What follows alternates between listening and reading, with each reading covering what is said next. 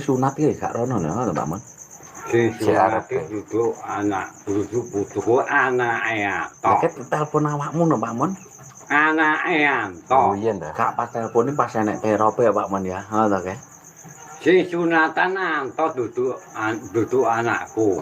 Gak pas awakmu ngebel Sing Pak Mon. ruwiyen Lah kae. sing ruwiyen kae Pak Tri. Iya, sing sunatane anto duduk putuku kuwi duduk. Warunge jene kene iki lho ento urung dideki omah kae. Iya, ya wis ora aku ki ngono. Cek cilik gak kudune kan. Sing sunatane anto duduk anakku. Duduk putuku disunatane anake anto. Mergo pas kae kan Pak Mon iki mek kurang ngebel dadi gak roh sing sunat anake sapa ngono lho. Oh, Maksudnya bagian ku putumu cek cilik masuk sunat aku ngono lho maksudnya iki. sing sunatane anto jenenge anto sing sunatan. Pernah apa tuh Pak Krianto karo anakmu?